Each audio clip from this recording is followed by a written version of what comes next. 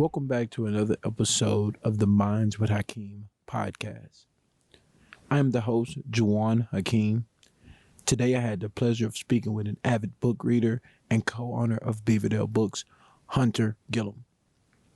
We talked about, just where reading is today and how it shaped him in his life. This episode goal is more so suited to inspire readers to continue reading and other readers to get started on their journey of reading. Just a few updates of the Minds community of where we've been. Me and Sam has been all over the place. We have a lot of updates to share. So I want to start by saying congrats to Casey and Cecilia on their marriage. We went and tore Nashville down, and it was such a blessing to be in y'all presence and celebrate y'all. And also congratulations to our good friends Tyler and Hannah on the birth of their baby boy, Isaiah. He's amazing. He's so beautiful. And also our other friends, Taylor and Drew. Y'all heard from Taylor. Y'all heard from Tyler as well. The birth of their son, Cooper James. Congrats to y'all. We're so excited to be a part of y'all journey. And just be around y'all kids is a huge blessing to us. Also, on the episode that we did with Joe, Change Course, the Ally program has launched. Change Course has launched. Me and Sam were at the Ally training and at the first family night. And, the one biggest thing that we love about being there is that it's different people from all walks of life. And they're helping these leaders get on a different course and changing their environment. So we're very happy to be serving in that program. Now, let's get into this episode and hear what Hunter has to share. And thank you guys for listening.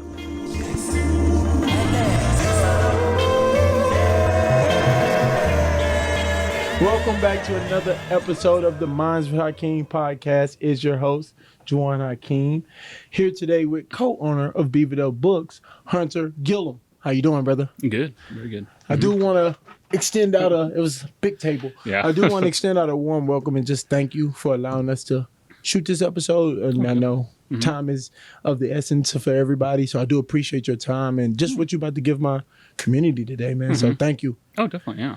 And if you're on YouTube, which kudos to you, you see this lovely place that we're in. It's like, and if you're a bookworm, you should be excited because I wasn't a bookworm. My wife kind of encouraged that to me. So I'm here today and I'm really excited to be shooting here. So thank you again for that too. Oh, yeah.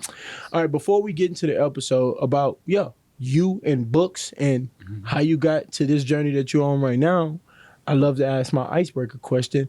If you had one superpower in this world, what would it be and why?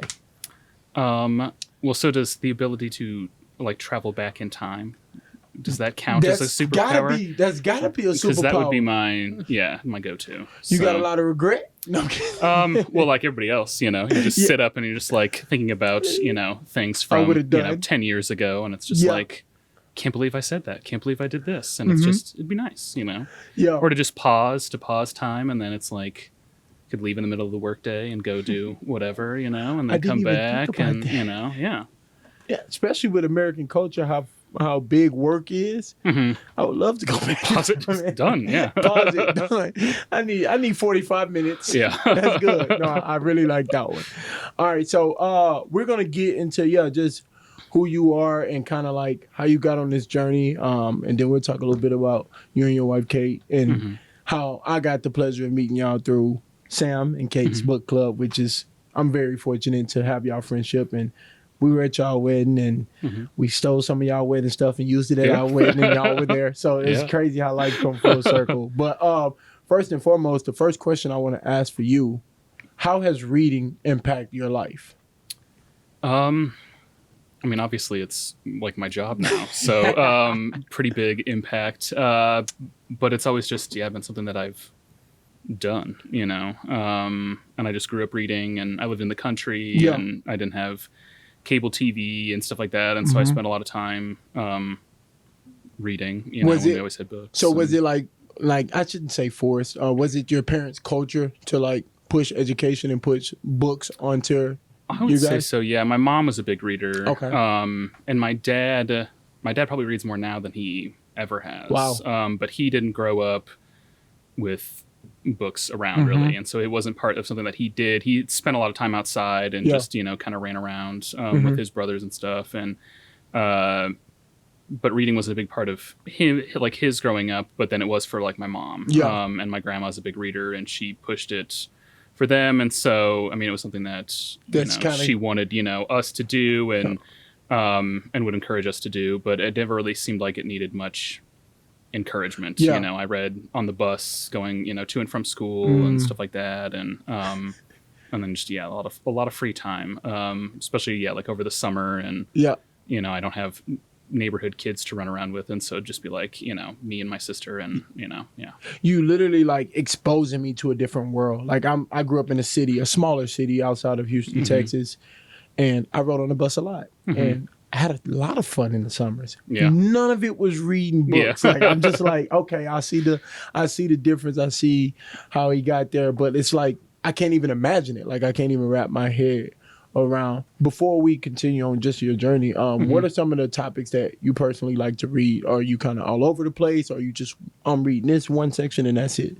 I mean, I read primarily fiction, like literary fiction, but then I read essays and poetry and memoirs and just kind of all over the place. And more so, like working here, it feels like it's sort of expanded my what I would read, and some of it's for work, and then other things were just like I never thought that I cared for like memoirs that much, and then I just started reading memoirs that I really liked, and then realized it was just like I wasn't reading ones that I enjoyed, I guess. And so I think it'd be like that, and like poetry and essays were sort of things that I've kind of what do you memoirs is one of my favorite, and I don't really understand why. What do you think that hit? What was it that hit for you out of memoirs? Because like I don't know if it's just people's life journey. Like I get to see the trials and struggles and the triumph at the end most of the time. But what is it for you that gets it done for memoirs? Like what hit you? Yeah, I think some of it's just like the struggle, and especially the ones where it's just they had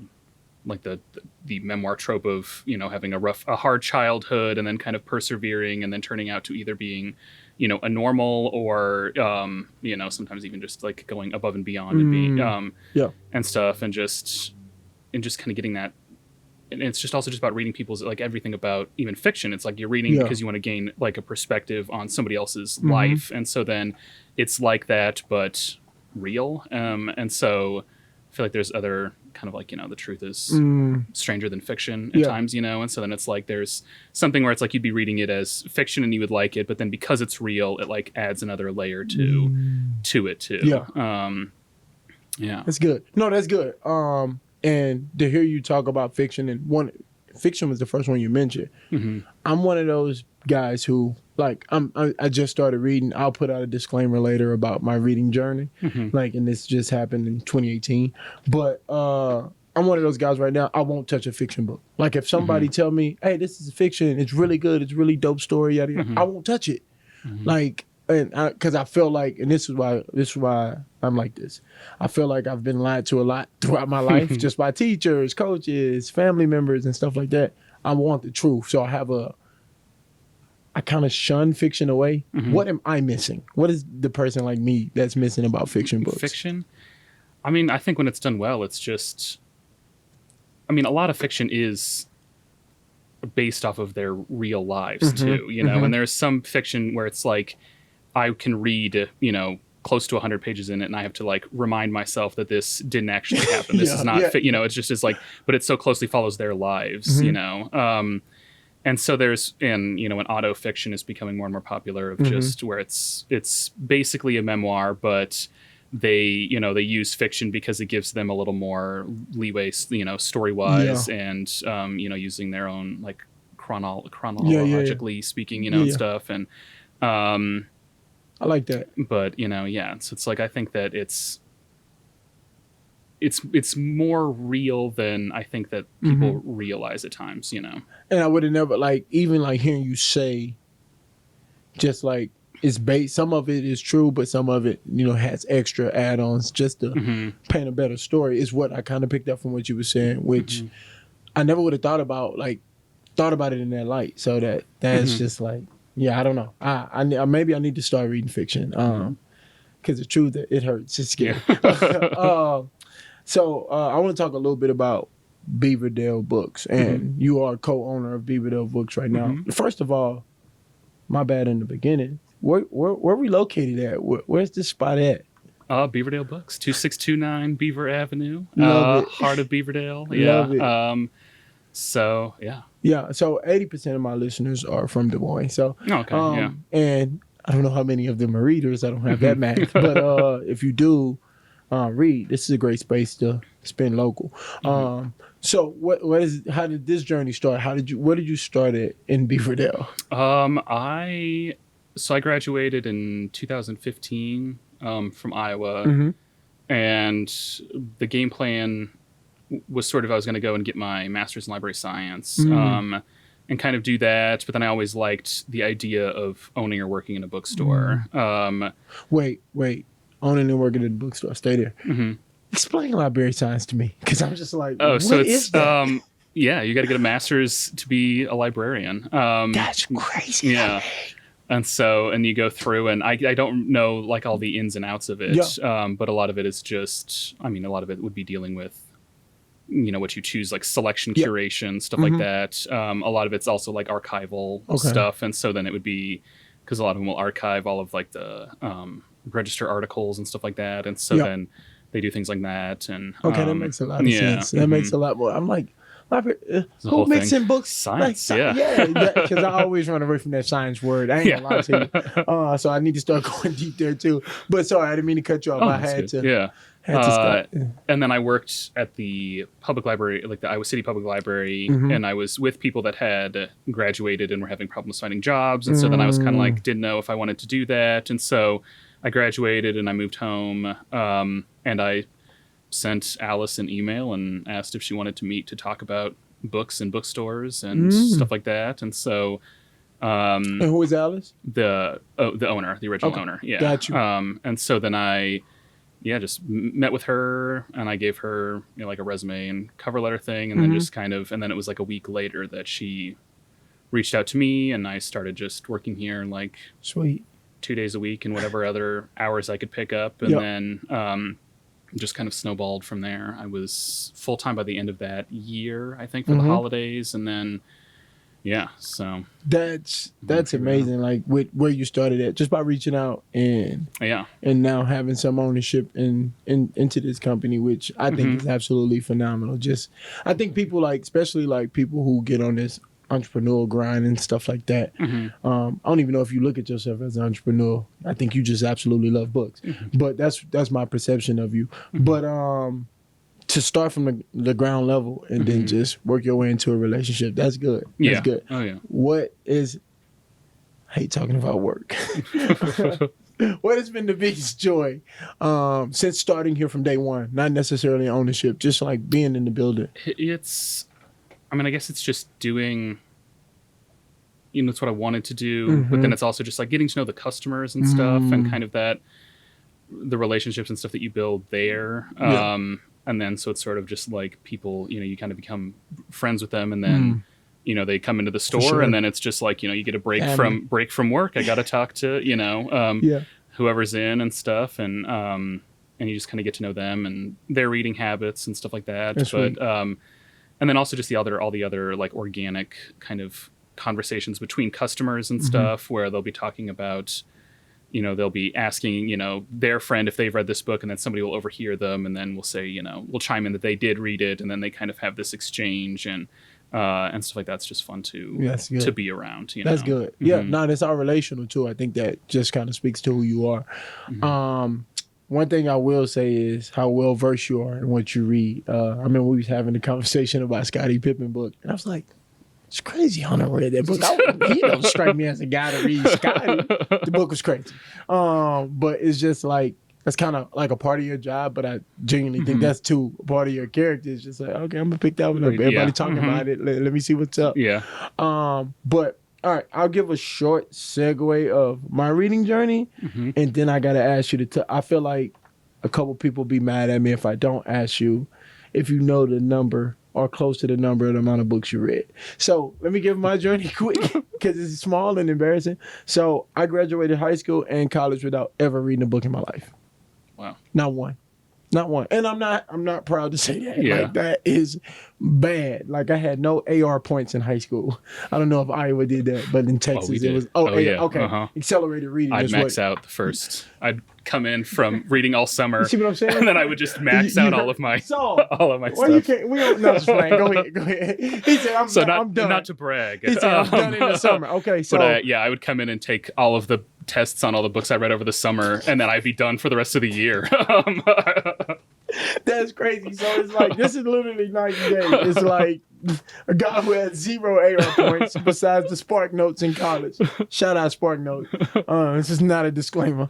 And then the guy who come in from the summer with all AR points maxed out. That's crazy. But I read my first book after I graduated college, and it was Relentless by Tim Grover. Basketball book. I definitely was still a professional basketball player at the time. So it was one that was easy for me to read. And it was a nice little, okay. And then Sam gave me this book called The Defining Decade. And I was like, okay, this is a good one. Your 20s are important. Let me check it out. And I fell in love with that book. And also, I had the pressure of Sam. She's like, if I'm just wasting my time and playing the game or watching the game, she's just sitting there, mind her business, reading. I'm like, man, what you doing? Like, talk to me. Like, so she, but so yeah, I read my first book, and now this year, and I'm kind of happy about this, but if I said Sam goal, it would embarrass me. I'm not even asking you if you have a goal on this. But this year, I got a goal to read 15 books, and I'm at 14, and we're in November. So I'm excited. I'm proud of myself. So this small journey, so that's my small journey. But now I have to ask you, do you have the slightest clue of how many books you've read in your life? Oh, in my life? Well, let's go after college. Even then, it would be hundreds for sure. For sure. I've been to your house. And then, yeah. Kate, I know you helped a lot. I've been to your house. Hundreds, definitely. Since I graduated college, probably close to 1,000. If you figure like 100, close to 100 every year. This would be around, I graduated 2015. Whoa. So it'd be like 700-ish books since I graduated. That's ridiculous. I gotta up my goal. No, I'm kidding. I'm kidding. You gotta start with. That's how I started. Just like keeping a book of books, and just writing down, the titles I read and when I read them and stuff. And my goal was to read 2 books a month. Wow. And that was it. And I quickly was surpassing that. But just like keeping track, and so like you keep when you read like, oh, this month I read 3 books, like I don't and it's just like stuff like that you just sort of start kind of noticing your patterns and stuff like that. I want to ask you this too, and this is definitely a Jawan question. Do you feel like as an adult your reading speed continue? Because I feel guilty about my childhood, I'll tell you that very much so. But do you feel like your reading speed still continues as an adult? My reading what? Speed. Oh, like, speed? The speed of like... Oh. And mostly, the most important thing to me is retaining the information, especially since I'm reading nonfiction. Or even the stories that I read in memoirs. But like, I feel like I read very slow because I never read before. Yeah. So. I feel like it all just kind of... it depends on the book, and it depends on how it's struck. Because, like, the language, if they have, or if it's shorter chapters and stuff, and like then you can kind of get into it. True. That's fair. So it's hard to. I feel like I read faster than I probably did in high school, but I also feel like I'm reading, like I read multiple books at a time, and so then it's kind of like I can read one book and then I feel like you start off quicker and then it seems like it kind of slows down a little bit, and then it's like, well, if you just stop and then pick up another book, then it's like you kind of restart that, I don't know, sort of clock or whatever. No, for sure. But I've never, I don't think I'm a super fast reader. I will run into people where it's like they read a book every other day and stuff like that. And I was just at a trade show and I was I read a book about seen Kelly before. That girl don't stop. Yeah, and it's and I was talking to somebody and we were at this dinner with an author and they'd given us copies of it, and she was just like, oh yeah, I read your book yesterday when we got in. And it's like, it's like this book about the history of phosphorus, so it's not like it's a super light and breezy book, and she just burned through it. And so there's a lot of people out there that make me feel, like, you know, So so I am super competitive. If you already haven't known, and Sam is too. My wife is too. But we'll be relaxing, reading, and she just flying. And I'm like, damn, man, how can I keep up with this woman? And I'm supposed to be focusing on my information that I'm taking in. But that's why I asked that question. So I do put this table on the question on the table. You can kick me on the table and say, nope, next subject. Who reads faster? You or Kate? It might be Kate. She like, it's me. But I did. So I did, since she is such an avid reader as well, I didn't want to get off here without mentioning her again. How did you guys like meet? Because like both of y'all love books. I know. Like, Sam, how did they meet? Yada, yada. Sam told me the story. I want you to kind of shed your light on your wife. Yeah, it was. So she worked with one of my good friends' girlfriends. And so then it was her that kind of, she knew me and knew that I was, you know, the owner here. And I don't know if Kate had mentioned coming here or something like this, but then, you know, just like clicked to her like that, you know, like, oh, I know the manager of Beaverdale Books. And so then she's the one that introduced us. And yeah, and the love for books, the love for books. Know, that's cool. Like, especially with, like, I know my wife is a part of her book club, and just the your co-ownership of this place and your love for books. I think that's very cool that y'all share that trait in common. Like, I know that is good for y'all relationship. That's good. Yeah, it'd be hard to do this job and not have somebody that did, because it's you don't make a lot of money doing it, and you work a lot of, you work long hours, and and it's stressful, and you do it for the love, but you do it for that, and somebody that's also a reader understands kind of where that passion comes from, and that's so then they know, like what, why you're doing it, I kind of want to pick your brains about where the world is going with this technology and just all the distractions that are out, and how reading can be a silver lining in there. So where do you think reading holds the same value as it did 10 years ago? I think so. And I think it's maybe more so. I mean, I've never met anybody that, finds out what I do and stuff like that doesn't comment with, oh, I wish I read more. I wish I could read more. I wish, and stuff like that, or I wish I could find the time. And so it always seems like that's something that people are sort of striving to do. And I think some of that is because you can just, to learn things. And so then kind of better yourself through learning and stuff like that. And so I think it'll be important for those same reasons, and it's also, again, is like a way to just kind of disconnect from, to not be on, your phone or in front of a screen or whatever, and to just kind of be able to pick up something that, that you can tangibly feel, and that keeps you grounded. And you might not have the answer to this question, but I'm gonna ask you anyways.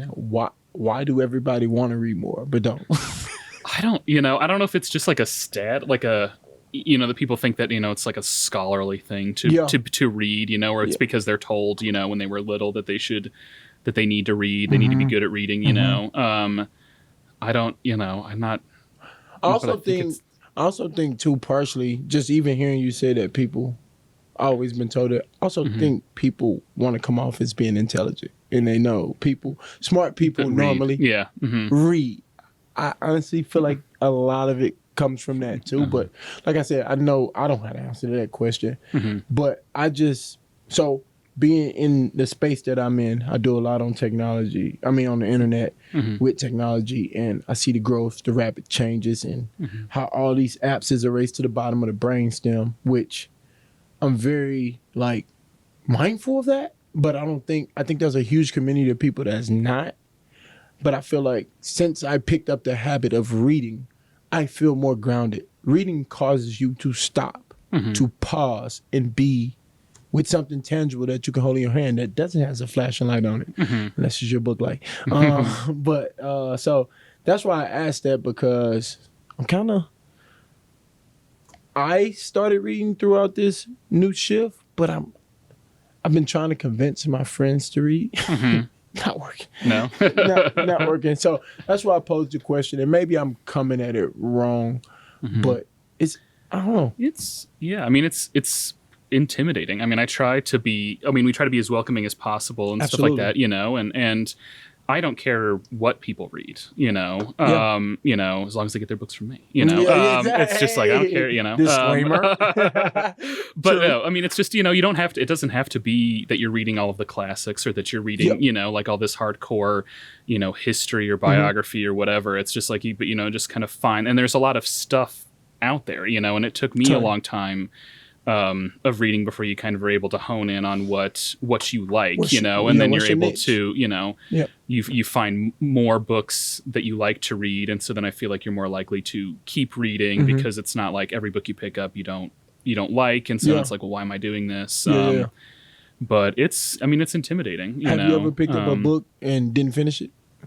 Oh yeah. I mean, I don't anymore. I don't finish books because of just, I'm trying to read like newer stuff and, and things like that. And so a lot of times it doesn't even have anything bad to do about the book. It's just like I have to move on to other things, and it's just like it was good, but it just didn't really, it didn't come to the top. And so it's, I read about 100 pages in it, and it's like I can talk about it, and I liked it, but it was just not for me to finish. And some of them I'll keep the bookmark in it for, sometimes it's like a year later, and I'm still just like, I just got to give up on this. This isn't happening. But that freed me a little bit. I like that. No, yeah. I feel guilty it's just about, like, so I did it with one book, and I thought I would love it, and I actually bought it from here. Can I return it? No. I thought I would love it, and I just didn't. And I was forcing my way through it, and Sam was like, babe, you don't have to finish that book. I'm like, oh, really? And sometimes just reading a book, like knowing that you can, especially like nonfiction, where it's just like, it's easy to put a bookmark in it and just, read something else and then come back to it and kind of see, where you're at. Yeah, but, I like that. But yeah, I mean, it's intimidating, and so it's like, I understand that too, where it's just like, where do you begin, and stuff like that. Yeah. No, that's good. I'm trying to think of one more good question to ask you before we get off here. I am very, very, did I go over time? So, no, I'm kidding. I am very, very thankful for this. I think reading is very, very important. I think it helped shape and impact my life by not only keeping me grounded from the outside world, but just like, the knowledge that I get from it. And I'm on this big wave of nonfiction, but maybe I'll pick up a fiction book after give it a try. this episode. One last thing. That's a good question. One last thing you would say to somebody who wants to read more or who don't, quote unquote, have the time, which they probably don't have the time to read more. One words of encouragement you would give those people. Well, I'd say you can always try, audiobooks, as a way. And that's another way too, with like the whole technology and stuff too, where it's just like, I feel like that's a good compromise for people where it's just like, I don't have the time. And it's like, well, do you commute? Do you drive? Yeah. So it's like, listen to an audiobook instead of listening to the radio or whatever else, or, and there's months where it's like, if I didn't listen to audiobooks, I would have read like one book, but it's because I'm also listening to audiobooks that I'm able to kind of take in all this information, but like with everything too, it's like, don't be afraid to give up on a book or give up on an audiobook or, and just kind of, and doesn't reflect negatively on you by giving up. It just wasn't your thing, Put it down, pick something else up. And just kind of figure out what you like and then, go from there. Thank you so much, Hunter. Thank you. Yeah. We are at Beaverdale Books, everybody. Come check the spot out in person. You would probably spend some money, but you will be blown away about how cool it is. It's local, it's in the area. Thank you so much. I'm very thankful for our friendship and our relationship and our wife's friendship and relationship as well. They're good women. But that wraps up another episode of the Minds with Hakeem podcast from Beaverdale Books. Peace. Thank you, brother. Thank you.